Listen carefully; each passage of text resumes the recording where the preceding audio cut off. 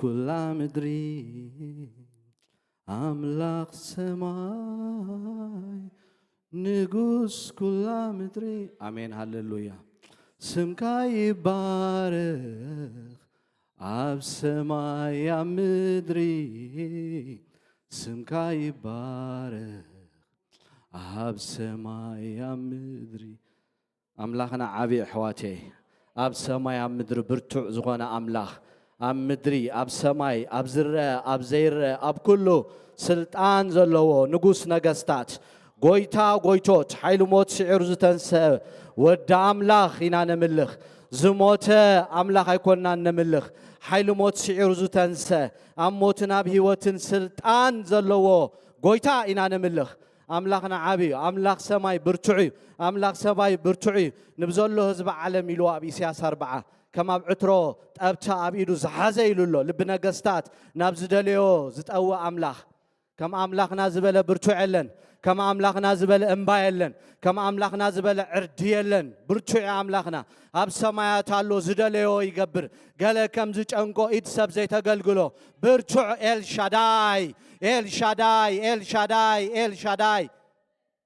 أنا كله زغل أملاخ إلو كله زغل إخزيابير زدليو زقبر حواتي زي أملاخ زي أملاخكم زي أملاخ زي أملاخي كله زقبر إخزيابير نقص نقستات زي لنا بهلو زمت أملاخ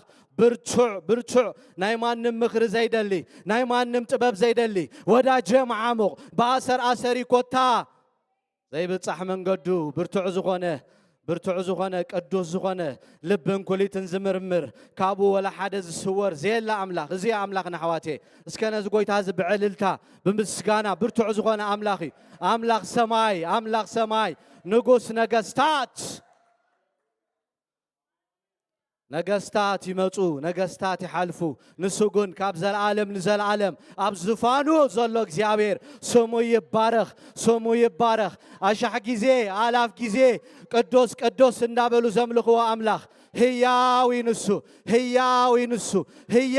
نسو نزهياو أموتا مسموتان كم يجركن تدلي أولخن زبالن قويتا هياوي نسو أملاخنا هياو سلازوخان كان مسكنا كالنا برتع سلازوخان كاتبارخ منفس قدس أما أكلنا جزاء أما أكلنا تملالس ناب حق زبلة ناب قدسنا زبلة ناب صدق زبلة تمرحنا نتسأل لنا يا بهير منفس كنم ملالس ترد عنا قدس كاخن دليك قال كاخن نافق يا بهير أملاخي مستوعب طبب كونك ترد عنا نتسأل لنا أمرنا يبارخ لبنا يكفت نعاقاخن ريكا እግዚአብሔር አምላኺ نحسابكاخن فلط نفقادكاخن نبر كترد عنا نصل لنا سمايا زعص زبله ايرا زخبر زبله استبتنا يغون يبتن بኢየሱስ ስም ይጽራ በኢየሱስ ስም ሰማያት እግዚአብሔርና መዓልትና ስኻ ግዛዮ ስለ ሁሉ ነገር ነመስክነካ በክርስቶስ ኢየሱስ ስም አሜን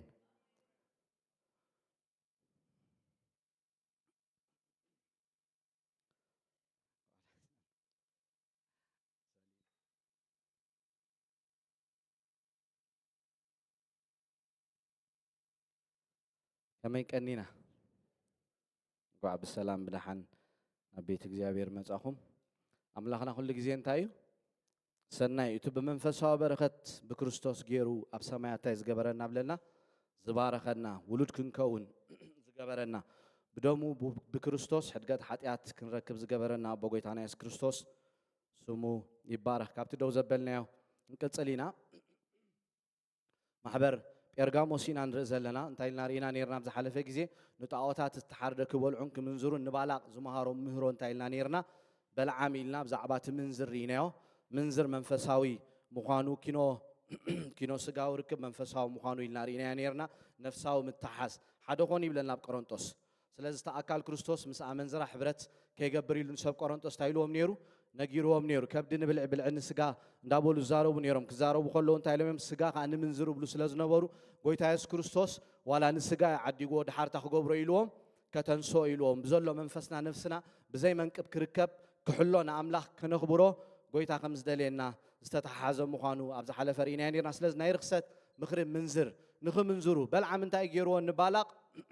اجزاء بهر أملاك أب حتى تنتودي قوم ترى يقط عم زخليلو نبالغ انت كم ذهبوا ምኽሪ ከም ዝሃቦ ተመሪፀን ደቂ ኣንስትዮ በቲ ናይ እስራኤላውያን ኣብቲ ዝነበሩሉ ማዓስከር ብኦ ሓሊፈን ምስአን እንታይ ከም ዝገበሩ ከም ዝመንዘሩ እግዚአብሔር ኣምላኽ እንታይ ከም ዝገበሮም ከም ዝተቆጠዖም 24000 ብሓደ መዓልቲ እንታይ ከም ዝኾኑ ከም ዝሞቱ መንዚሮም ብድሕሮ ናብ ምንታይ ወሲዶም ተም ኣማልኽተ ተን ደቂ ኣንስትዮ ናብ ኣማልኽተን ከምልኹ ንህዝቢ እስራኤል እንታይ ከም ዝገበሮም ከም ዝወሰዶም ሪና ስለዚ እቲ ምኽሪ እሱ ሂቡ ነይሩ በልዓም ንረብሓ ገንዘብ ዝነብር በልዓም ንምንታይ ንባላቕ ምኽሪ ሂቦ ተይልና ክብሪ ደልዩ ከኽብረካ እየ ገንዘብ ክበካ ኢሉ ምስ ተዛረቦ ንኽብሪ ክብል እንታይ ክገብር ከሎ ኢና ንሪኦ ንባላቕ ምኽሪ ክቦ ከሎ ኢና ንሪኦ እንታይ ብለና ኣብ ቃል ኣምላኽ ርኩስ ረብሓ ዝደልዩ ኢልዎም ኣሎ ኣብ ቲቶስ ክዛረብ ከሎ ብዛዕባ እቲ ናይ ርኩስ ረብሓ ስለዚ ንረብሓ ገንዘብ ክብል እንታይ ከም ዝገበረ ንባላቕ ምኽሪ ከም ዝሃቦ እዩ ቃል ኣምላኽ ዝነግረና ስለዚ እስራኤላውያን ካብ ብሰንኪቲ ናይ በልዓም ምኽሪ ንባላቕ ዝሃቦ ናብ ብዙሕ ጥፍኣት ከም ዝኸዱ 24000 እንታይ ከም ዝኾኑ ከም ዝሞቱ ቃል ኣምላኽ ይነግረና ንኒቀላውያን ኣብ ናይታ ኤፌሶን ማሕበር ክንርኢ ከለና ኣብታ ናይ ኤፌሶን ማሕበር እንታይ ኢልና ነርና ንናይ ኒቀላውያን ትምህርቲ ኣላልዮምሲ እንታይ ኣይገበርዎም ንብለና ኣይሰዓብዎምን እታ ኤፌሶን ማሕበር ኢና ነርና ብዝሓለፈ ግዜ ናይ ምልላይ ዓቕሚ ዝነበራ ማሕበር እያ ነራ ነቶም ሃዋርያት እዮም ዝብሉ ሓሰውቱ ዝኾኑ ኣላልዮም ኣብ ማሕበር ከየገልግሉ እንታይ ከይገብሩ ከይሰብኩ ዝኸልከለት ማሕበር እያ ነራ ናይ ምልላይ ዓቕሚ ዝነበራ ማሕበር እያ እዛ ማሕበር እዚኣ ጴርጋሞስ ክንሪኣ ከለና ግን ዘይተላሊ ማሕበር ንናይ ኒቀላውያን ትምህርቲ እንታይ ትገብር እትኽተልን እትስዕብን ዝነበረት ማሕበር እያ ናይ ኒቀላውያን ትምህርቲ እንታይ እዮም ዝብሉ ሰብ ድሒን እዩ ብስጉኡ ድሌቱ ክገብር ይኽእል እዩ ተደልዩ ክምንዝር ይኽእል እዩ ተደልዩ ድሌቱ ክገብር ይኽእል እዩ ዝብል ትምህርታት እዩ እግዚአብሔር ኣምላኽ ነቲ ውሽጢ መንነትና ጥራይ ዝደሊ ጳውሎስ ንሰብ ተሰሎንቄታ ኢልዎም ኣሎ ብዘሎ መንፈስኩም ነፍስኩም ስጋኩም ብዘይ መንቅብ ክርከብ ክሕሎ ክሳዕ ምጽኣት ጎይታ ትፀዋዓኩም ከዓ ከምኡ ክገብር ይቅድሰኩም እንዳበለ ተቀደሱ ክብሎም ከሎ ኢና ንሪኦ ኣምላኽና ቅዱስ ኣምላኽ እዩ ኣብ ጴጥሮስ ክዛረብ ከሎ እንታይ ኢልና ኣሎ እግዚአብሔር ኣምላኽ ቅዱስ እዩ ንስኻትኩም ከዓ እንታይ ኩኑ ኢልና ኣሎ ቅዱሳን ኩኑ ኢልና ኣሎ ኣብ ዘለዋውያን ልዕሊ 100 ገለን ዝኾን ኣነ እግዚአብሔር ኣምላኽ እንታይ ኢሉ ኣሎ ቅዱስ ኢሉ ብዘይ ቅድስና ንኣምላኽ ክንሪኦ ኣይንክእልን ኢና ስለዚ ኣብ ቤቱ መፂና ካብ ድቕድቕ ጸልማት ኣውፂ ህይወት ሂብና እንዳተሓዋወስና ዝተሓዋወሰ ህይወት ሒዝና ኣብ ቤቱ ክንመላለስ ኣይደለናን እዩ ብምሕዳስ ሓሳብና ክንልወጥ ብዘሎ መንፈስና ስጋና ኣተሓሳስባና ተለዊጡ ቅዱስ ህያው መስዋዕቲ ጌርና ክንቦ ይደለየና እዩ ሓደ እግርና ኣብ ዓለም ሓደ እግርና ኣብ ቤቱ ክንከውን ጎይታ ባህ ይብሎን እዩ ስለዚ ናይ ንቀላውያን ትምህርቲ ኣብቲ ማሕበር እንታይ ከም ዝገበረ ከም ዝኣተወ ድሌቶም ገብሩ ከም ዝነበሩ ኣብቲ ማሕበር ጴርጋሞስ እውን እታ ማሕበር እውን ነዞም ከምዚኣቶም ዓይነት ሰባት ዘይትግስጽ ማሕበር ከም ዝነበረት ኢና ንሪኣ ስለዚ ንሕና እውን እንታይ የድልየና ከምታ ቅድሚ ሕጂ ዝረኣናዮ እግዚአብሔር ኣምላኽ የዒንትና ክኸፍት የዒንትና እንታይ ክገብር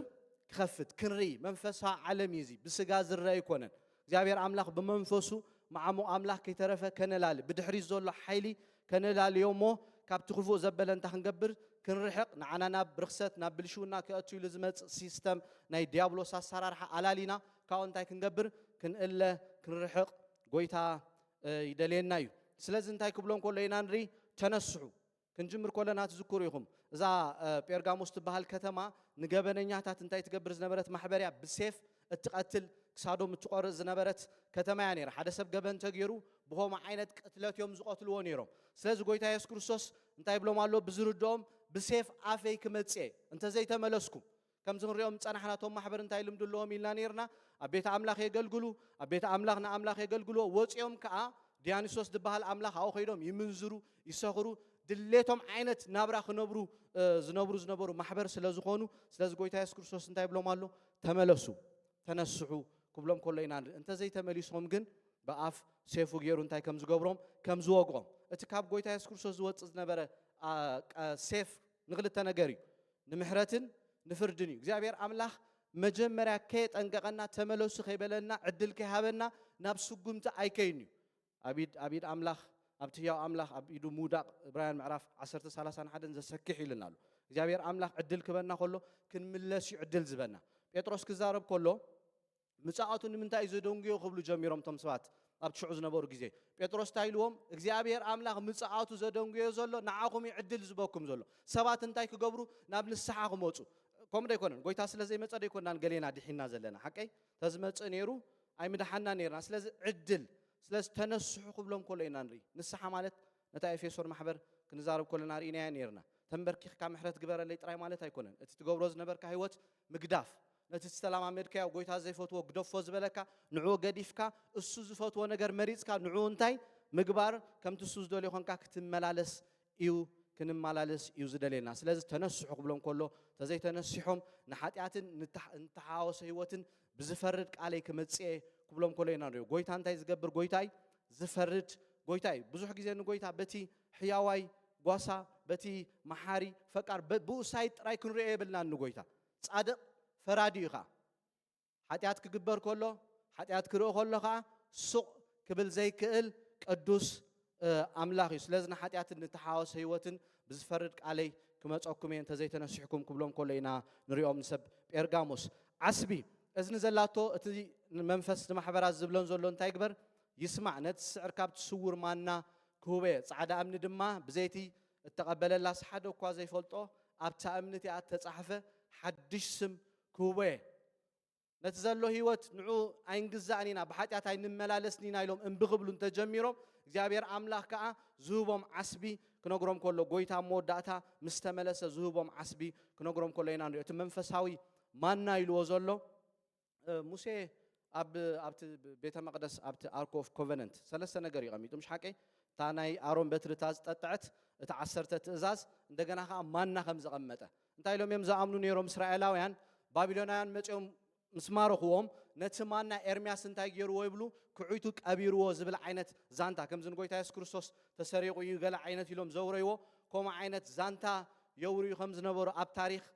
ينقر سلازي انتاي لوم يمزا أمنو قويتا يس كريستوس مسمتة مانا خمس مقبنا يلوم كوم عينت امنتن رديت النيروم السنتاي زبلوم زولا كابتن دا تعاود كيدكم دا تحاوسكم تبلعو مقب مستعوات تحبرو كاو تفليو أنا انتخبوكم سماوي مانا منفساوي مانا كتمجبو كهبوكم بأملاح قبول زخانة هيوت እግዚአብሔር ዝፈትዎ ህይወት እግዚአብሔር ዝሕጎሰሉ ህይወት እግዚአብሔር ባህ ዘብሎ ህይወት ኮማ አይነት ክትነብሩ ተጀሚርኩም በኮማ አይነት ነገር ክትመላለሱ ተጀሚርኩም ማና እንታይ ከም ዝቦኩም ኢሎም አለ አኽሊል ከም ዝህቦም ነጊሮም አለ በአምላክ እንታይ ዝኾነ ዝኸበረ ህይወት ጎይታ ዝሕጎሰሉ ህይወት ባህ ዘብሎ ህይወት ሪኢና ካብ ሰማይ ናብ ምድሪ ክርኢ ከሎ ክሬና ከሎ ህይወትና ክዕዘብ ከሎ ባህ زبلو هيوت نسو زحقوصل هيوت كم عينت هيوت يزنا كن مالالس تجميرنا انتي كم زهبنا مانا ابتسورون سمنا انتي كم زخون كم صحافنا عتاتون كم كبلون كلنا نريو ابتا امنتي استتصحفت حديث سم تخغبرو كوبي وتم حزب انتي ام زغبر نيروم بمنزر استفلط يوم نابت ديانيسوس دبال املاح خودو خلو انتي ام زغبر نيروم اتيوم نتاوت سويوم بدحرو مستنا منازر انتي غبرو يمنزرو منزيروم شعنا بيت املاح موص نيروم نت أملاخ زلا على عينت أخبار لن يلك خطر أنت فتين كاجن أب إمن السم كايت صحف نت أب إمن استصحف السم كحس كنابتن أمنازر نابت مقدس كتعط تقولها نت أملاخ عزيز وخنا كبري عبي كبر خمسة لك أنت يتجبر علىها ترقي علىها سلزي سخاتكم كم تجبر لهم أنا جن أب سماي استصحف حديث سم كوبكم كم تأنا زدل يخونكم كتب مالالسو أنت جميركم كبلهم كلنا قويتا يسكرسوس نريو سلازم نبتا نمحبر تياترا اوكي تتقص نرايو خاب معرف كلتا كاب كسع عسران حموشن زلو محبر تياترا كاب منتي اتوكل لنا رينا نيرنا بتزحلفه غزي كاب 509 كسع 517 دحري لدته كريستوس اتوكل محبريا نتتقص ندام ببنا نخيد غنا خنتا نبيتي እና በለትሲ ነቶም አገልገልተይ ከመንዙሩ ንጣዋታት ተሰውእ ክበልዑ ትምህሮምን التسحتهم زلا إيزابيل زي إيزابيل يلوازولو سماي كونن أبزي تابولي كيدان أب نجستنا أكاب نتايز جبرتو استمر عوتو نأكاب نأكال أمالك تخملخ تدرخوز نبرت سبيت نتهزبي أب سمينا ومنجست زنبرت بملو نخالوت أمالك تخملخو نتايت جبروم زنبرت تسمهرومن نتايت جبر زنبرت تمرحن زنبرت إيزابيل قويت هاي سكورسوس باقيري نزا نقل قلتن كمنزورو نتاعوتا استحرك بولعون تمرح زلا إيزابيل زبل سم كهبا خلينا نريو نتا سبيت تي اسقيل كامر اي كان تايرل كالو رخيبل كالو زياتهم إيزابيل دلي تاخد قبر كولا سوق كبلوا خلوينا نري سب افيسون جن نتم حوارياتنا زبل حسو تخينم زرخبوم كقصصوم كغلغلو كم زي بلوم كخلكلوم كلوينا نريوم من تخت نسحي لنتاي غير يالو ጊዜ ሄበያ ንሳግና ካብቲ ምንዝርና አኽት ንሳሕ አይደለየትን እንሆ ኣብ ዓራት ሕማም ከወድቃየ ነቶም ምስኣ ዝሙኻ ካብቲ ግብራ እንተ ዘይተነስሑ ናብቲ ብርቱዕ ፀበባ እንታ ክገብሮሜ ከእትዎሜ ንደቃዎም ብሞት ቆትሎሜ ኣነ ልብን ኩሊትን ዝምርምር ምዃነይ ከዓ ብዘላ ማሕበራት ክፈልጣየን ነፍሲ ወከፍኩም ከከም ግብሩኹም እንታ ክገብረኩሜ ክህበኩሜ ኣብ ቲያትራን ዘለኹም ኩላትኩም ካልኦት ግና ነቲ መዓሙቕ ሰይጣን ከመይ ንሳቶም ዝብልዎ ዘይፈለጥኩሞ እቲ ምህሮ እዚ ንዘይብልኹም ንኣኻትኩም ካልእ ጾር ኣየፅረኩምኒ እብለኩም ኣለኹ ክሳዕ ዝመፅእ ግዳነት ዘለኩም እንታይ ግበሩ ኢልዎም ኣሎ ኣፅኒዕኩም ሓዝዎም ኣብዚ ማሕበር እዚ ኸይድና ክንሪኦ ከለና ኢዛቤል ትበሃል ነገልገልቲ እንታይ ትገብር ናይ ስሕተት ትምህርቲ ትምህር ክምንዝሩ ትገብር ረቂቕ ዝኾነ ዓይነት ከላልይዎ ክሳዕ ዘይክእሉ ዓይነት ኣብቲ ማሕበር እንታይ ክትገብር ኮላ ነገልገልቲ ነቲ ምእመንን ናብ ጣዖት ንኻልኦት ኣማልክቲ ከምልኹ ክትመርሖም ኮላ ኢና ንሪኦ እቲ የዒንቶ ሃልሃልታ ዝኾነ ጎይታ ግን ካብ ሰማይ እንታይ ክገብራ ከሎ ክሪኣ ከሎ ኢና ክዕዘብ ከሎ ኢና ንርኢ ከተማ ቲያትራ ካብ ጴርጋሞስ 7 ኪሎ ሜትር ርሒቓ ትርከብ ከተማ እያ ሃሪ ክዳን ሊድያ ኸይድና ክንሪኣ ከለና ሃሪ ክዳን ትሸይጥ ከም ዝነበረት ኣብ ግብረ ሐዋርያት ምዕራፍ 16 ጎይታ ተቐቢላ ኸይዳ ነታ ማሕበር ከም ዝመስረተታ እዩ ዝንገር ክዳን ቆርበት ኣስራዚ ብኣስራዚ ትፍለጥ ከተማ እተፍሪ ንኣሽቱ ትካላት ዝነበራ ከተማ እያ ነይራ ኣብ ቲያትራ ትካል ከፊትካ ክትነግድ ቅድሚ ምጅማርካ ረእይዎ ብቲ ከተማ ዝነበረ ሽግር በዓል ኣብ ዝግበረሉ ግዜ ኣቐዲምካ ነቶም ኣማልኽቲ ክትሰግድን ከተገልግልን ኣለካ ዝኾነ ዓይነት ንግዲ ክሓስብ እየትልካ ኣብቲ ቦታ መጀመርያ ነቶም ኣማልኽቲ እተዓጥን እተገልግል ኣብኻ ኸይድካ ምስ መንዘርካ ኩሉ ምስ ገበርካ ብድሕሩ ኢኻ ክትሰርሕን ክትዓይን ኣብቲ ምድሪ ዝፈቕዱልካ ኣይሰግድን ኣየገልግልን ምስ ዝብልካ ትካል ክኸፍቱ እንታይ ይግበረሎም ነይሩ ኣይፍቀደሎም ነይሩ ካብ ስራሕ እንታይ ይኾኑ ነይሮም ይስጎጉ ወላ ሓደ ሰብ ካብ ንብረቶም ከይገዝእ ይኽልከል ይእገዱ ይንገሩ ብወግዒ ማለት እዩ ስለዚ ብከምዚ ዓይነት ነገርዮም ዝሓልፉ ነይሮም ኣብታ ቲያትራ ዝነበረት ማሕበር ብዛዕባ ጎይታ ብዛዕባ ርእሱ ዝሃቦ መግለፂ ብዛዕባ እታ ማሕበር ከይና ክንሪኦ ከለና ናብ መልኣኽ ማሕበር ቲያትራ እንታይ ግበር ፀሓፍ እቲ ከም ሃልሃልታ ዝኾነ ኣዒንቲ ዘለዎ ኣጋሩ እውን ዘንፀባርቕ ኣስራዚ ሊባኖስ ዝመስል ወዲ ኣምላኽ እንታይ ይብላ ኣሎ ከምዚ ይብል ኣሎ ወዲ ኣምላኽ ኢሉ ኣሎ ፍጹም ሰብን ፍጹም ኣምላኽን ምዃኑ ጎይታ ኢየሱስ ክርስቶስ ኣብዚ ወዲ ኣምላኽ ኢሉ ገሊጹ ኣሎ ንዑ ክገልጽ ኢሉ ጎይታ እቲ ቃል ተጠቂሙሉ ኣሎ መሲሕ ፍጹም ኣምላኽ ምዃኑ ፍጹም ሰብ ፍጹም ኣምላኽ ኢና እንታይ ንገብር እነምልኽ ሃልሃልታ ዝኾነ ኣዒንቲ ዘለዎ ኤዛቤል ትገብሮ ረቂቕ ሲስተም ሰባት ክርእይዎ ዘይክእሉ ትምህርቲ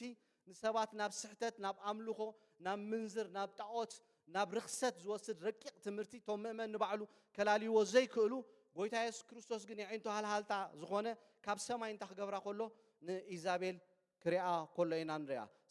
ኢና ንርኢ ስለዚ ኣብኡ ኸይድና ክንሪኦ ኣፖሎ ዝበሃል ናይ ፀሓይ ኣምላኽ እዮም ዘምልኹ ነይሮም ክዛረብ ከሎ የዒንቶ ሃልሃልታ ሓዊ ጎይታ ኣነ ካብቲ ኣፖሎ ኣምላኽ ንስኻትኩም ተኣምንዎ ናይ ፀሓይ ኣምላኽ ካብኡ ንላዕሊ ኣምላኽ እየ ንኩሉ እንታይ ዝገብር ዝምርምር ዝርኢ ጎይታ ይኽብሎም ከሎ ካብ ጎይታ ዝሕባእ ወላ ሓደ ነገር የለን ነፍሲ ወከፍ ከከም ግብር እንታይ ዝገብር ጎይታ እዩ ዝፈዲ ኩለን ማሕበራትካ ኣነን ልብን ኩሊትን ከም ዝምርምር ክፈልጣየን ከም ዝበለ ኣብቲ ጥቕሲ ክንሪኦ ፀኒሕና ስለዚ ካብ ጎይታ ዝሕባእ ወላ ሓደ ፍጡር የለን ልቢ ጎርሓን ሕሱምን ይብሎ ኣብ ኤርምያስ ከይድና ክንሪኦ ልብን ኩሊትን ዝምርምር ኣነ እግዚኣብሔር ኣምላኽ እየ ኣምላኽ ንኩሉ ነገር ካብኡ ንኩሉ እንታይ ዝገብር ዝርኢ ካብኡ ወላ ሓደ ዝስወር ነገር ከም ዘየሎ እዩ ቃል ኣምላኽ ዝምህረና ኣጋሩ እንታይ ዝገብር ዘንፀባርቕ ኣስራዚ ሊባኖስ ዘሎ ብሓጢኣት ንዝመላለሱ ከም ዝፈርድ ኣብቲ ማሕበር እንታይ ኢና ንርኢ ዘለና እሳ ንባዕላ ነቲ ህዝቢ ረቂቕ ትምህርቲ ስሕተት ምሂራ ናብ ካልኦት ኣማልኽቲ ከምልኹ እንዳመርሐት እንደገና ነቶም ኣገልገልቲ ብስጋ ምስኣ ክምንዝሩ እትገብር ዝነበረት ሰብ እያ ነይራ ስለዚ እንተዘይተመሊሶም ንሶምን ንሳን እንታይ ከም ዝገብር ጎይታ ከም ዝፈርድ ከም ዝመፅእ ንኩሉ እቲ ዝግበር ዘሎ ኣብቲ ማሕበር ርእይዎ ከም ዘሎ ንዮሃንስ ታክገብረሉ ከሎ ኢና ንርኢ ክገልጸሉ ከሎ ኢና ንሪኦ ስለዚ ነታ ማሕበር ክንእዳ ከሎ ግብርኻን ፍቕርኻን እምነትካን ኣገልግሎትካን ትዕግስትካን እቲ ግብርኻ እውን ካብ ቀዳማዩ ዳሕራዩ ከም ዝበዝሕ እንታይ ይገብር ኣለኹ እፈልጥ ኣለኹ ነዛ ማሕበር ጽቡቕ ነገር ጎይታ ክርእየላ ከሎ ኢና ንርኢ ጎይታ ብባህሪኡ እንታይ ከም ሰብ ኣይኮነን ነቲ ስኻ ትሰርሖ ትክክል ዝኾነ ዓይነት ነገር ብትክክል ትገብር ኣለኻ ኢሉ ዝዛረብ ጌጋ ክትገብር ከለኻ ኸ ጌጋ ጌርካ ዝብል ጎይታ ኣቦ እዩ ዘለና ስለዚ ብኣገልግሎት እንታይ ዝገብር እዩ ዝግለጽ ፍቕሪ ኤፌሶን ማሕበር እንታይ ኮይኖም ነይሮም ኢልና ኣብ ነንሕድሕዶም ፍቕሪ ቀኒሱ ከም ዝነበረ እንደገና ንጎይታ ዝነበሮም ፍቕሪ ቀኒሱ ከም ዝነበረ ተቀዳሜት ፍቅር ካንታ ጌር ካለ ካይልዎም ነይሩ ነቶም ማሕበር ሓዲኩም ኣለኹም ስለዚ ናብ አንታይ ግበሩ ተመለሱ ክብሎም ኮለይና ንሪ ናብዛ ማሕበር እዚኣ ምስ መጻና ግን ንጎይታ ፍቅር ነይሩዎም በዚ ኩሉ መከራ እኳ እንዳሓለፉ ንጎይታ እንታይ ገብርዎ ነይሮም የፍቅርዎ ነይሮም ኣብ ነንሕድሕዶም ከዓ ፍቅሪ ከም ዝነበሮም ኢና ንሪኦም ንጎይታን ኣብ ናሕድሕዶም ፍቅሪ ዝነበሮም ማሕበር እዮም ነይሮም ኣብ ስደት ዋጋ ብምኽፋል እትግለጽ እምነት ነይራቶም ዝዕገሱ ማሕበር እዮም ነይሮም ከምቲ ዝረኣነ ኣብቲ ከተማ ብብዙሕ ነገራት ከጨንቅዎም ከሎ ኣብቲ ከተማ ዝነበሩ ነበርቲ ናይታ ከተማ ብትዕግስቲ ብእምነት ግን ንጎይታ እንታይ ገብርዎ ከም ዝነበሩ ይጽበይዎ ከም ዝነበሩ ትዕግስቲ ከም ዝነበሮም ኣብ ጎይታ እምነት ከም ዝነበሮም ኢና ንሪኦም ኣብ ዘሳድድዎም ግዜ ከዓ እንታይ ገብሩ ነይሮም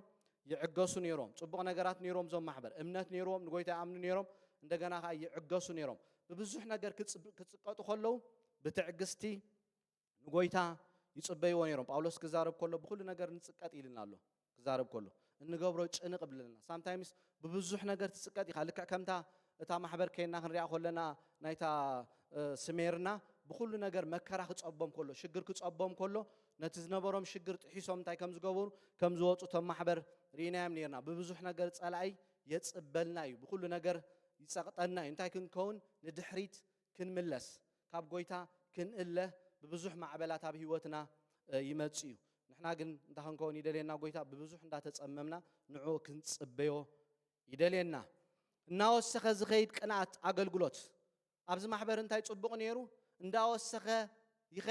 ይኸዱ ከም ዝነበሩ ጳውሎስ ንጢሞቴዎስ ታይልዎ ኣሎ እንዳወሰኽካ ትኸይድ ከም ዘለኻ ኣብ ኩሉ ሰብ እንታይ ይግበር ይፈለጥ ይርአ ቅድሚ ሰብ ትውስኽ ከም ዘለኻ ጎይታ ካብ ደቕደቕ ጸልማት መሰውፃና ህይወት ምሳበና ድንክ ክንከውን ኣይደልየናን እዩ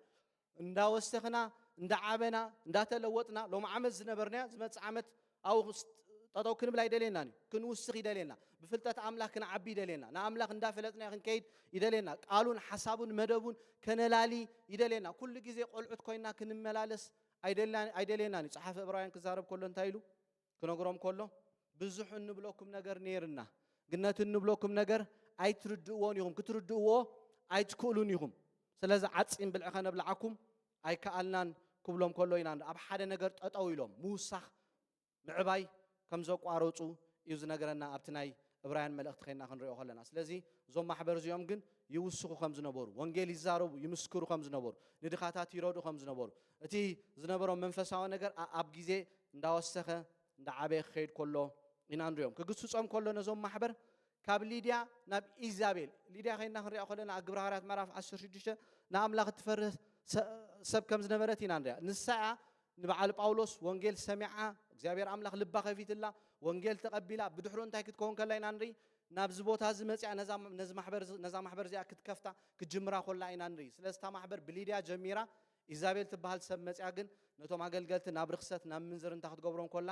ናብ ጣዖት ክስውኡ ክበልዑ ናብኡ ክትመርሖም ኮላ ኢና ንርኢ ስለዚ ካብ ሊድያ ናብ ኢዛቤል ዛ ማሕበር እዚኣ ሽፍቲ ክትገብር ኮላ ኢና ንርኢ ናይ ሓሶት ነቢያት እንታይ ትገብር እትቐብእ ጀዘቤል እንታይ ባህሪ ነይሩ ኣብቲ ነገስቲ ኸይና ክንሪኣ ከለና ነቢያት ውሑዳት እዮም ነይሮም ምሽ ሓቀይ ኤልያስ ንባዕሉስ ኣነ በይነየ ተሪፈ ኢሉ ማልቲፕላይ ናይ ምግባር ዓቕሚ ነይርዋ 900 ዝኾኑ ንኣስታተርን ንበዓልን ዘገልግሉ ዝዓጥኑ እንታይ ከም ዝነበሩ ባሮት ከም ዝነበሩ ዋይና ኣብ ነገስቲ ከይና ንሪኦ ኩላቶም ከዓ እንታይ ገብሩ ብፍላይቶም ንስታተር ዘገልግሉ ዝነበሩ ብምንዝር ከይተረፉ እዮም ነታ ኣምላኽ እንታይ ዝገብርዎ ነይሮም ዘገልግልዎ ነይሮም ማልቲፕላይ ትገብር ነይራ ጀዘቤል ደሰይም እውን እዚኣ እንታይ ትገብር ኣላ ንዓኣ ንትምህርታ ዝኽተሉ ንትምህርታ ንሓሳባን ንናታ ነገር እንታይ ዝገብሩ ዘገልግሉ ዝስዕብዋ ሰባት ከምኡ ኣብቲ ማሕበር ከተራብሕ ከተብዝሕ ኮላ ኢና እንሪኣ ንኣገልገልቲ ብምህዳን ዓሚቕ ትምህርቲ ትምህር ረቂቕ ዝኾነ ነቲ ጓሳ ተወቕዖ ተናባጊዕ እንታይ ይብለና ፋሕ ይብላ ንዕኦም ሒዛቶም ረቂቕ ሲስተም ምስኦም እንዳመንዘረት ትምህርቲ እንዳመሃረት ካብ ናይ ጎይታ መስመር እንታይ ክትገብሮም ኮላ ከተውፅኦም ኮላ ኢና ንርኢ ካብ ምንዝርና ክትንሳሕ ጎይታ እንታይ ከም ዝሃባ ዕድል ሂብዋ ግን ክትምለስ ኣይደለየትን ክትንሳሕ ኣይደለየትን ጎይታ ግን እንታይ ከም ዝገብራ ከም ዝቐፅዓኡ ክዛረብ ኮሎ ኢና ንርኢ ኣብ ኢድ እግዚኣብሔር ኣብቲ ህያው ኣምላኽ ኣብ ኢዱ ምውዳቕ ካብኡ ዘሰክሕ ከቢድ ነገር የለን እግዚኣብሔር ኣምላኽ ነዚ እንዳረኣኽዎ ከለኹ ይሓስብ ነይረ ሓደ ግዜ ሱቕ ኢልና ከም ድሌትና በቃ ፈሎ ድሌትና ክንሓስብ ድሌትና ክንገብር ድሌትና ክንከውን ድሌትና ክንሰርሕ ከም ድሌትና ክንከውን በቃ ጎይታ ዘይርኤና እዩ ዝመስለና ሓደ ግዜ ኣብ መንፈስና ክዛረበና ከሎ ክምዕደና ከሎ ጊዜ ይዝበና ዘሎ ጊዜ ይዝበካ ዕድል ይዝበካ እግዚአብሔር ኣብ መጽሓፍ ቅዱስ ከምታ ቀዲመ ዝበልኮ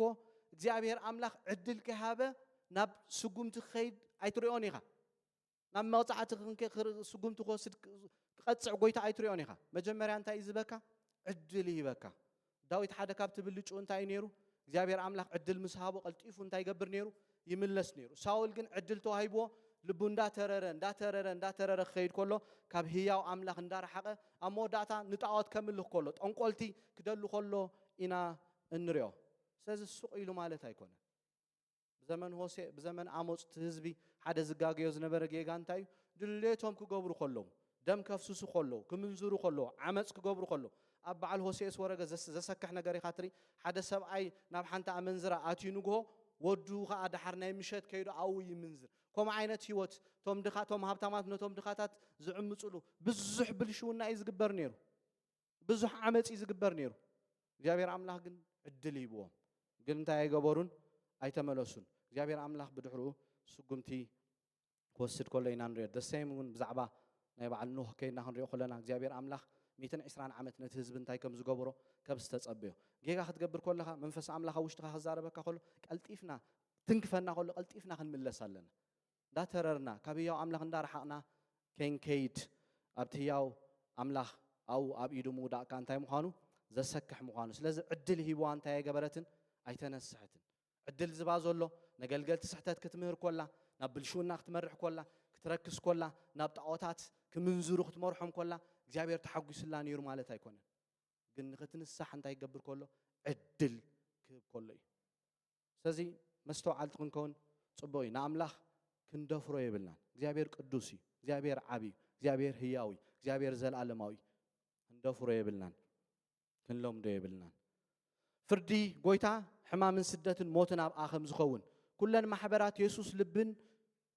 ንኩሉ ልብን ኣእምሮን ዝምርምር ከም ዝኾነ ክፈልጣ ኢና ኣብ ዕብራውያን 4 ቅድሚ ሕጂ ርኢና ነርና ጋህ ዝበልና ኢና ኣብ ቅድሙ ማንም ፍጡር ክሕባእ ዝኽእል የለን ሜባ ኣነ ዝገብሮ ስኻትኩም ዘይክትርእይዎ ትኽእሉ ኢኹም ኣነ ዝሓስቦ ስኻትኩም ዘይክትርእይዎ ትኽእሉ ኢኹም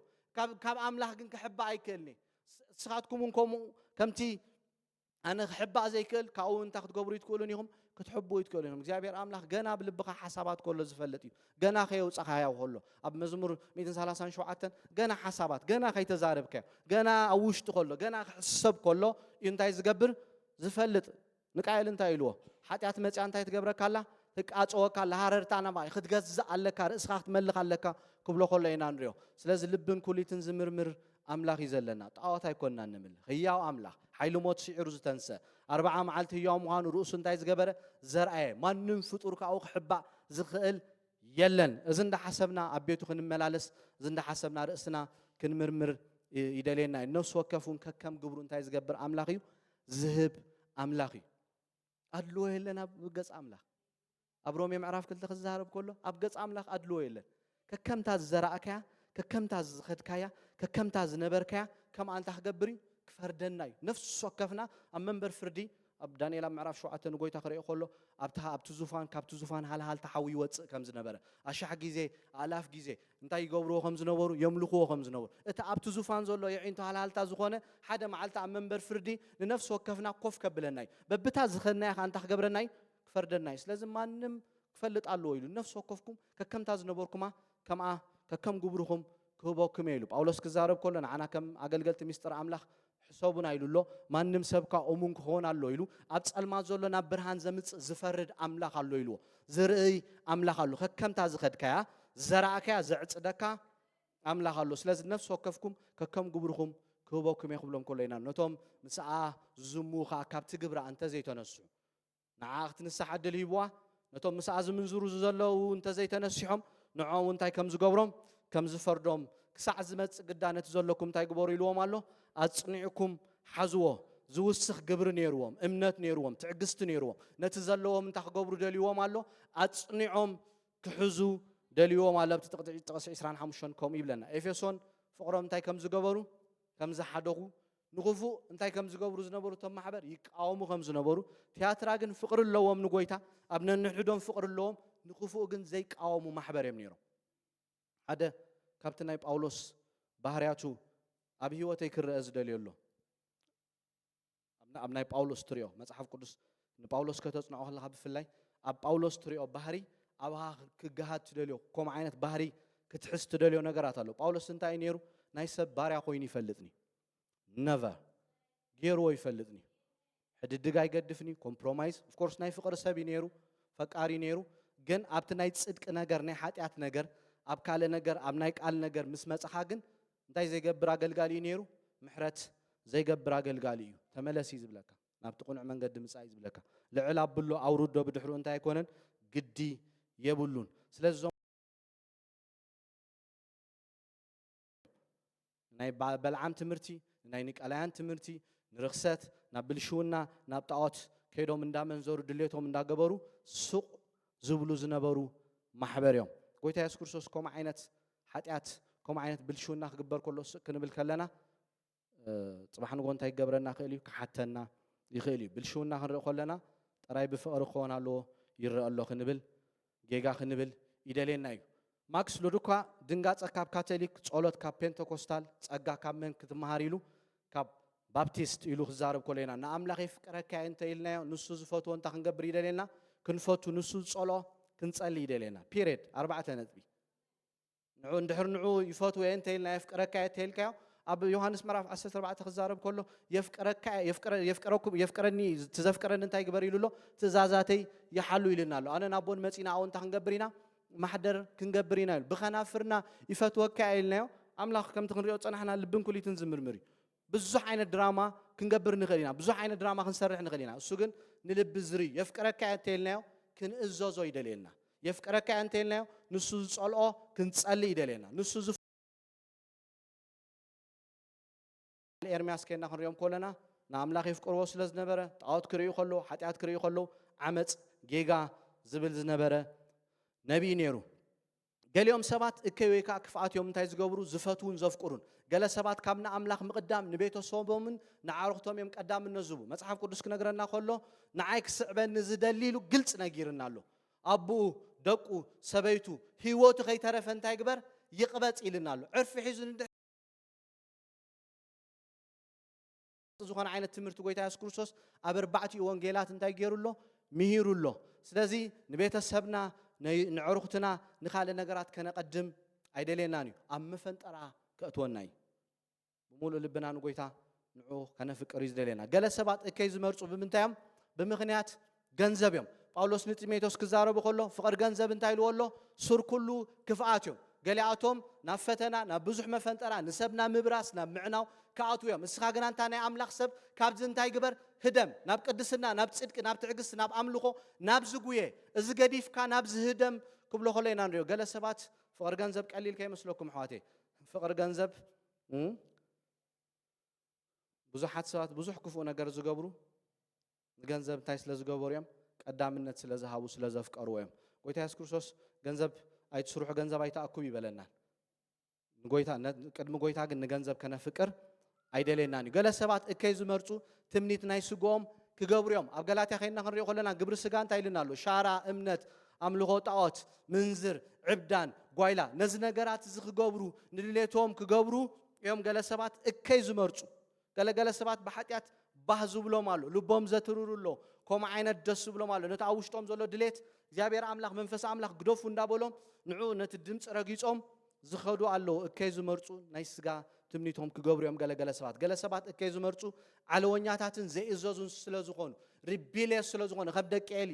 ከይና ክንሪኦም ከለና እንታይ ዝብለና መጽሓፍ ቅዱስ ምስተን ኣብቲ ቤተ መቕደስ ዝነበራ ደቂ ኣንስትዮ ይምንዝሩ ከም ዝነበሩ እቲ መስዋዕቲ መጀመርያ ክዓርግ ዝግብኦ ካብኡ መጀመርያ ይወስቱ ከም ዝነበሩ ኣቦኦም ኣይግስጾምን ከም ዝነበረ ድሌቶም ይገብሩ ከም ዝነበሩ ዘይእዘዙ ከም ዝነበሩ ደቂ ቢልያል ከም ዝነበሩ እግዚኣብሔር ኣምላኽካ ከጥፍኦም ደልዩ ስቕ ከም ዝበሎም ኣብ ቀዳማይ ሳሙኤል ምዕራፍ 1 ምዕራፍ 2 ይነግረና ገለ ሰባት እከይ ዝመርፁ ብሰይጣንን ብኻልኦትን ሰባትን ስለ ዝጽለውን ስለ ዝታለሉን እዮም ሰይጣን እንታይ ዝገበረካ ብባህሪው ብምሕዳስ ሓሳብና እንተ ዘይተለዊጥና እንታይና ዝርዳእና እንታይና ንኣምን ሓደ ኣማኒ ፖሰስድ ክኸውን ኣይክእልኒ ኦፕረስ ግን ክኸውን ሓሳባትካ ግን ሽፍት ክገብርዎ ክእሉ እዮም ኮንትሮል ገብርዎ ክእሉ ዕድል ተሂብካዮም ማዕጾ ክትከፍት ተጀሚርካ ብምሕዳስ ሓሳብካ ክትልወጥ ተዘይጀሚርካ ናይ ሓጢኣት ደገ ክትከፍት ተጀሚርካ ኣብ ነፍሲ ተጽዕኖ ከምፁ ይኽእሉ እዮም መናፍስቲ ስለዚ ገለ ሰባት ባዕሎም ንሓጢያት ማዕጾ ይኸፍቱ ገለ ሰባት ካ ብሰባት እንታይ ኾኑ ድራይቭ ኾኑ ብሰባት እንታይ ኾኑ ይታለሉ ማለት እዩ መወዳእታ ሰብ ብሓጢያት ባዕሉ እንታይ ከም ዝኸውን ስለዝታለል እዩ መጽሓፍ ቅዱስ ዝምህረና ማለት እዩ ስለዚቶም ቅዱሳንን ጻድቃንን ሓጢያትዮም እንታይ ዝገብሩ ይጸሉ ጽድቂ ምፍታው ዓመፃ ምጽላእ ብዘይቲ ክትቀባእ ይገብረካ እግዚአብሔር አምላክ ኣብ መጽሐፍ ቅዱስ ስቂሉ ዘይቱ ኣይፍስስኒ እግዚአብሔር ስቂሉ መንፈሱ ኣይመላእካኒ እግዚአብሔር ስቂሉ ኃይሉ ኣይመልእኒ ኣብቲ ናይ ውሽጢ ሰብካ ኣይትንክፈካኒ እግዚአብሔር ኣብ ውሽጢ ሰብካ ክትንክፈካ እንተኮይኑ ዓመፃ ክትጸልእ ኣለካ that's why ኣብ ዕብራውያን ክዛረብ ከሎ ዓመፃ ስለ ዝጸልአ ጎይታ ብዘይቲ እንታይ ከም ዝገበሮ ከም ዝቐቦ ይነግረና እግዚአብሔር ኣብ ዓመፃ ከለካ ኃይሉ ኣብ ህይወትካ ብኣኻ ሓሊፉ ከዓይ ኣይክእልኒ ስለዚ ጽድቂ ምፍታው ዓመፃ ምጽላእ ብዘይቲ ክትቀባእ ይገብረካ ካብ ክፉእ ክትርሕቕ ምስ ኣምላኽ ሕብረት ክትገብር የለካ ናብ ጎይታ ብዝተጸጋዕናዮ መጠን ኢና ዓመፃ ካብ ህይወትና እንዳጸላእና ክንከይድ ንጅምር ናብቲ ቅዱስ ጎይታ ምስ ሕብረት ክንገብር ተውዒልና ክልውጠና ናይ ግድን እዩ ኣብ መጽሓፍ ቅዱስ ሙሴ እንታይ ዝብለና ኣብቲ ኸረን በፂሑ ክወርድ ከሎ እንታይ ኢና ንርኢ ገጹ የንጸባርቕ ከም ዝነበረ እዩ መጽሓፍ ቅዱስ ነገረና ትክክል ዝኾነ ሕብረት ቁኑዕ ዝኾነ ሕብረት ክንገብር ከለና ኣምላኽ ካብ ክፉእ ክንርሕቕ ቀብኣና ይጅምር ሓጢያት ንጎይታ ቀቲልዎ ንሰባት ከ እንታይ ይገብር ከም ዘሎ ይቀትል ከም ዘሎ ኣብ ዕብራውያን ከም ኢልና ኣሎ ክሳዕ ሞት ምስ ሓጢያት እንታይ ከም ዘይገበርኩም ከም ዘይተባኣስኩም ኢሉ ካብ ሓጢያት ክንርሕቕ ከም ዘለና ሓጢያት ኣብ ህይወትና ክገዝእ ከዓይ ቦታ ክንቦ ከም ዘይብልና መጽሓፍ ቅዱስ ይነግረና ሓጢያት ንዲያብሎስ እንታይ ይገብሮ ብለና ዕድል ይህቦ ይስሕቦ ኣብቲ ኣሞራ ዘሎ ኣው ገንብሎ ይብለና ኣብ ህይወትካ ግብሪ ስጋ ክረአ ተጀሚሩ ዲያብሎስ ኣብ ህይወትካ ከዓይ ግራውንድ ትህቦ ዕድል ትህቦ ኣለኻ ማዕጾ ብዝኸፈትካሉ መጠን ብኡ ክንዱ ኣብ ህይወትካ ክገዝእ ይጅምር ንጎይታ ማዕጾ ክትከፍት ምትጀመርካ ጎይታኻ ክንዱ ኣብ ህይወትካ እንታይ ክገብር ይጅምር ከዓይን ክገዝእን ይጅምር ስለዚ ከም ደቂ ይሳኮር ዘመናን ክንገብሮን ዝግባአናን ክንፈልጥ ኣለና ፍቃድ ኣምላኽ እንታይ ክንገብር ንፍለጥ ብምሕዳስ ሓሳብና ክንልወጥ ስጋና ህያው ቅዱስ መስዋዕት ጌርና እንታይ ክንገብር ክንቦ የዒንትና ተኸፊቱ እንታይ ይኸውን ኣሎ ከነላሊ ከምቲ ጳውሎስ ናብ ፊልጵ ምስከደ እንታይ ዝብለና መጽሐፍ ቅዱስ ኣገልገልቲ ልዑል ኣምላኽ እዮም ክትብል ኮላ ነቲ መንፈስ ብድሕሪ ዘሎ እንታይ ክገብር ከሎ ዲሰርን ክገብር ከሎ ከላልዮ ከሎ ቃል ኣምላኽ እንታይ ክንገብር ይደልየና ጎይታ ክንምላእ ይደልየና ቃሉ ብዝተመላእናዮ መጠን ናይ ስሕተት ትምህርቲ ከምዚ ኣብቲ ቲያትራቶም ማሕበር ሓደ ካብቲ ዝነበሮም ሽግር እንታይ ምልኣት ቃል ኣይነበሮምን ስሕተት ትምህርቲ ሒዛ ክትመጽእ ኮላ ኢዛቤል ረቂቕ ዝኾነ ስውር ዝኾነ ትምህርታት ክትምህሮም ከተላማምዶም ኮላ ናይ ምልላይ ዓቕሚ ነበሮምን ነቲ ሳሒዛቶ ዝመጸት ትምህርቲ ይቕበልዎ ከም ዝነበሩ ኢና ንርኢ ስለዚ ቃሉ ክንምላእ የለና ይሓት ዘመን እዚ ክፉእ ዘመን እዩ ሰባት ኣብቲ መወዳእታ ዘመን ርእሶም ዝፈትውሉ ተጃሃርቲ ተፍነኽነኽቲ ተደላ ዝደልዩ ኣብ ኤፌሶን ኣብ ጢሞቴዎስ ነጊርና ኣሎ ካብ ንኣምላኽ ንርእሶም ኣዝዮም እንታይ ዝገብሩ ክሰብኩ ዝደልዩ ርእሶም ከርኢሉ ዝደልዩ ዘመን እዩ ኣብ ከምዚ ዓይነት ዘመን ቃል ምልኣት ተዘይብልና ብቐሊሉ ደሲፍ ክንኮን ኢና ክንታለል ኢና ናብቲ ናቱ መፈንጠራ ክእትወና እዩ ቃል ምልኣት ተሊና ግን ገና ከይመጽእ ከሎ ክንሃድም ክንጅምር ኢና ከነላሊ ክንጅምር ኢና ከምታ ኤፌሶን ማሕበር ናይ ምልላይ ዓቕሚ ዝነበራ ከምኡ ዓይነት ህይወት ክንሕዝ ክንጅምር ኢና ዓስቢ ነቲ ዝስዕር ኢልዎም ኣሎ ምስ ክርስቶስ 1000 ዓመት እንታይ ከም ዝገብሩ ከም ዝገዝኡ ኣብቲ ዳሕራይ ናይ ኣዳምን ናይ ዳዊትን ናይ ኣብርሃምን ኪዳን ኣብቲ 1000 ዓመት ኣብ ኢየሩሳሌም ንገዝኦ ዳሕር ኣብቲ 20 ክንሪኦ ኢና ኣብኡ እንታይ ከም ዝገብሩ እንተስዒሮም ከም ዝገዝኡ ምስኡ ከምቲ ካብ ወጋሕታ ዝወጽእ ኮኸብ ጽባሕ ማዕርግ ክርስቶስ ምስኡ ኮይኖም ከዓ ን1000 ዓመት ንዘለዓለም ምስኡ እንታይ ከም ዝገብሩ ከም ዝነብሩ እዚ ግን እንታይ ዝብሎም ዘሎ እንተስዒሮም ከምቲ እሱ ዝደልዮ ከም ፍቃዱ ከም መደቡ ክመላለሱ ተጀሚሮም ንሱ በኣታቶም እንታይ ከም ዝገብር ከም ዝሕጎስ ምስኡ እውን ንዘለዓለም ከም ዝነብሩ እዩ ዝዛረቦም ዘሎ ናብ ማሕበር ሳርዴስ እንታይ ግበር ጸሓፍ ኢሉ ኣሎ ኣነ ንግብርኻ ፈልጦ ኣለኹ ህያው ተቢሂልካ ትስማዕ ኣለኻ ግና ከንታይ ኢኻ ሙት ኢኻ ንግብርኻ ኣብ ቅድመ ኣምላኸይ ሙሉእ ኮይኑ ኣይረኸብክዎን እሞ እንታይ ኩን ንቑሕ ኩን ነቶም ክሞቱ ኢሎም ዘለዉ ካልኦት እውን ኣበርታዕዮም ደጊም ከመይ ጌርካ ከም ዝተቐበልካ ከም ዝሰማዕካ እንታይ ግበር ዘክር ሓልዎ ተነሳሕ እንተዘይነቓሕካ ግና ከም ዝሰራዕ ክመፀካ እየ በየነይቲ ሰዓት ከም ዝመፀካ እንታይ ኣይትገብርኒ ኢኻ ኣይትፈልጥኒ ኢኻ ጎይታ ሓደ ካብቲ ምጽኣቱ ማንም ዝፈልጦ የለን ሰብ ተሰሎንቄ ኣብ ቀዳይ ተሰሎንቄ ምዕራፍ 5 እንታይ ኢልዎ ኣሎ ሰበይቲ ልክዕ ድንገት ቅልውላው ከም ዝሕዛ ናይ ጎይታ ምጽኣት ከዓ ከምኡ ከም ዝኸውን ስለዚ ኩሉ ግዜ ድልዋት ክንከውን ይደልየና በየነይቲ ሰዓት ከም ዝመጽእ ኣይንፈልጥኒ ኢና ኩሉ ግዜ ዝተዳለወ ህይወት ክህልወና ግን ይደሊ ከተማ ሳርዴስ ካብ ቲያትራ 50 ኪሎ ሜትር ርሒቓ ትርከብ ከተማ እያ ቆርበት ናይ እንስሳ بملأخ تفلت انت يا نيرا هبتام كتما يا نيرا قلف ناي وتهدراو مأكل زنبرت يا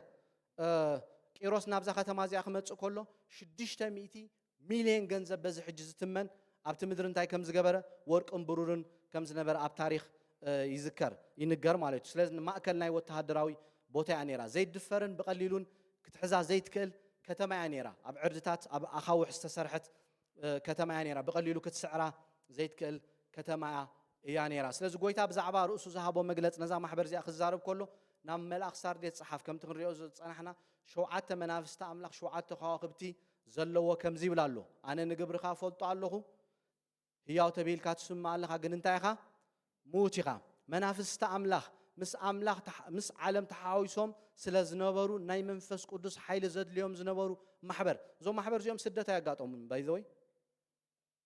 مس عالم لا تحاوس كان تخيدك لا تسمع معك تخيدك سدتا يقاط مكان سدتك متصكا يكل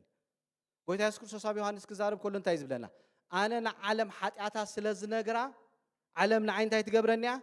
تتصلعنيا مصين فرساويان مجمريا غيزه لقلقات مقابر زبولهم عمستيهم كترتيهم ابوتاتكم نبيات زقوتلو قتلت دق نبيات እንዳበል خزاربهم كله እሱ መጽኢን መጀመሪያ ጊዜ ዝገብሮ ህይወት ክትንክፎም ጀሚሩ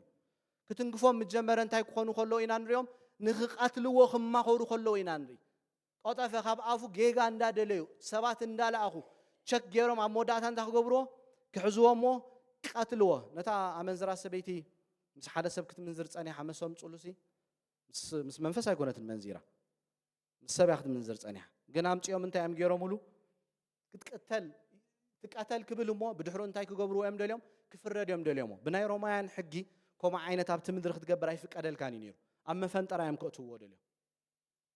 اغرو من داخله تتخكل ነገር ይዛረብ ስለዝነበረ ንሳቶም ካ አንጻሩ እንታ ከገብሩ ከለው ክላዓሉ ከለው ይናን ዛ ማህበር እዚያ ግን ብስደት زيت حلف زنبرت محبريا مستزنبر حزبي مستزنبر حاتيات مستزغبر زنبر بلشو نابت مدري تسماميعهم امينو مولو زخدو زنبرو مؤمنيوم that's why كزارب كله منافس تاملاخ يلو جميرو لهم الله نعم مس عالم تحاويسهم سلازنبرو ناي منفس قدوس حيل زدليوم زنبرو محبريم نيرو موت يلولو هياوي خانيركا قدم قويتا خدقبل كلخا تعي تقلقل كبري زرعخا تمرتي استختلكا خانيركا حجغن انتاي كون كالخا كباير حيكا مويت كالخا زلخا يخاز مسلكا كبلون كله ينا نزوم محبر نريو شوعات خواخبتي مرحتو مخان رينا نيرنا مرحت اب تحتي ايدو مخانوم كبرتعومن نتزعيو وعيوها صبصاب كم زبلو نتوم مرحتون انت خغبرم كله كنغروم كله ينا نري ابيدي شوعات خواخبت زحازه يلو ابت مأتو بتمعرف حدا صبو غيرنا رينا نيرنا تحسب مدغام قالينا ني سلاز خغسو صوم كله هياو تباهيل كاتسمغ الله غنا خنتايخا موتيخا قويتا قبولو كله صبق نغرات نيروم قويتا አባታቶም ክግለጽ ከሎ ነቲ ትምርቲ ሒዞም እንታይ ዝገብሩ ዝነበሩም ማሕበርዮም ዝኽተሉ ዝስዕቡ ዝነበሩም ስለዚ ብናይ ቀደም ናብራ ክነብሩ ጀሚሮም ዝኸሰረ ነጋድሲ ፋይላቱ እንዳገንጸለ ይነብር ዝበሃል አባሃላሉ ቀደም ንአምላኽ ይግዝኡ ወይ ገልግልዎ ስለዝነበሩ ሕጂ ኸሙ ዘለዉ ኮይኑ ተሰሚዕዎም ጎይታ ክሪኦም ከሎ ግን እንታይ ብሎም ኣሎ ሕጂ ግን ሞይትኩም ኢኹም መንፈሳዊ ሞት ሞይትኩም ኢኹም አነ ማእከልኩም የለኹም ሓይለ የለን ሓይለ አይጋሃድን ኣሎ كبلهم كلنا نري سيمسوم كنا نري خلنا أما مسافة تنتهي نري أقولوا استقرت مسيلون يردي كم قدموا زلّي مسيلون مش حكي كم مسيلوس فنتر قبل كلنا نري جن حيلون تاي كم زخانة كأو خمس توسدة هذا هذا زي خمون خانينا بتزحلف كزيرين عندنا كل أبيت عملخ من قصقاسات كتجبر تخليها سرعات كجبر خليه عملو خو كجبر خليه تجلجل تخليها جن تحيل جن كابانا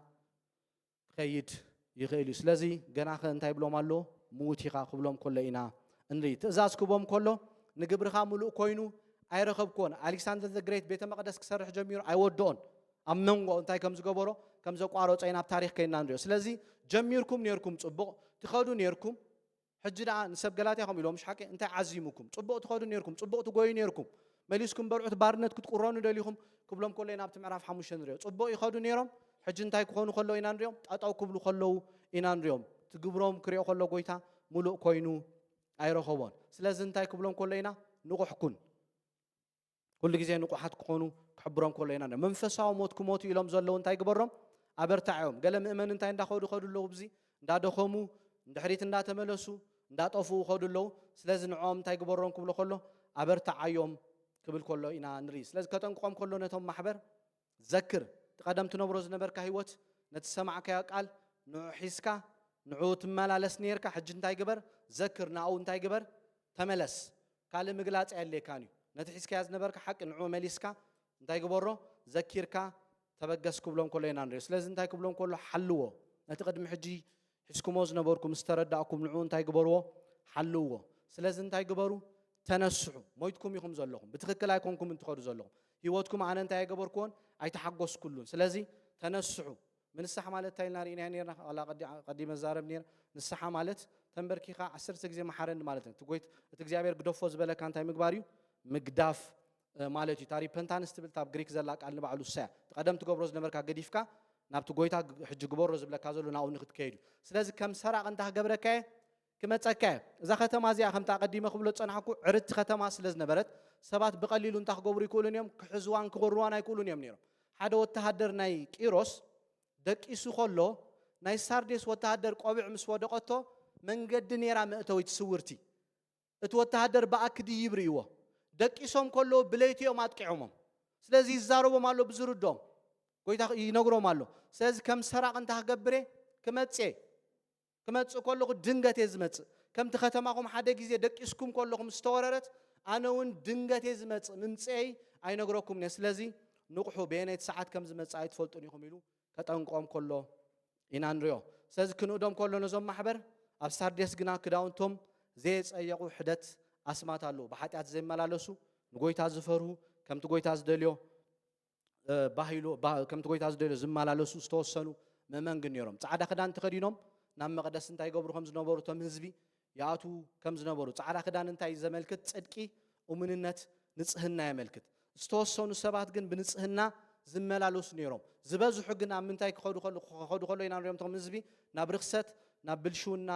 ክኸዱ ክዳኖም እንታይ ከም ዝገበሩ ከም ዘርስሑ ኢና ንሪኦም ስለዚ ክንእድ ከሎ ገለገለ ሰባት ግን ኣለዉ ጻዕዳ ክዳን ዝተኸደዱ ብጽድቂ ዝመላለሱ ኣብ ማእከልኩም ንዖም ግን እንታይ ገይረዮም ኣለኹ ርአዮም ኣለኹ መብዛሕትኦም ብርክሰትን ብሓጢኣትን ይመላለሱ ከም ዝነበሩ ኢና ኣብቲ ክንሪኦ ፀናሕና ሓሳብ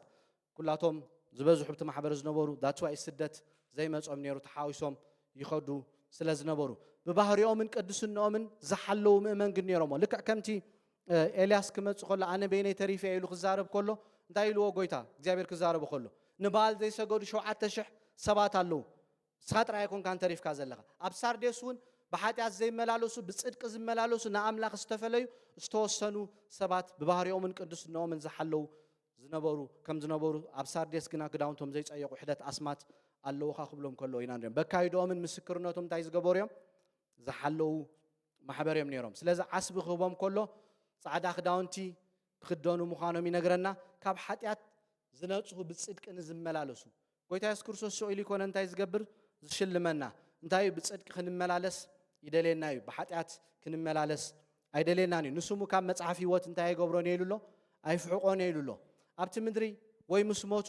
እንታይ ኮይና ንሪኦም ኣስማቶም ኣብ መዝገብ ህይወት ይጽሓፍ ነይሩ ዝፍሓቕ ምስ ዝመውት ገበን ምስ ዝገብር ካብቲ መዝገብ ናይቲ ህዝቢ ካብኡ እንታይ ይኸውን ነይሩ ይፍሓቕ ነይሩ ጎይታ ኢየሱስ ክርስቶስ ከዓ ብትክክል ተዘይከይዶም ንሱ እውን እንታይ ከም ዝገብሮም ከም ዝፍሕቆም ብትክክል ተኸይዶም ግን ከም ዝጽሕፎም ክነግሮም ከሎ ኢና ንሪኦም ስለዚ ዝመጽእ ሰሙን ናብ ማሕበር ፊላደልፊያ ዝብል ክንርኢ ኢና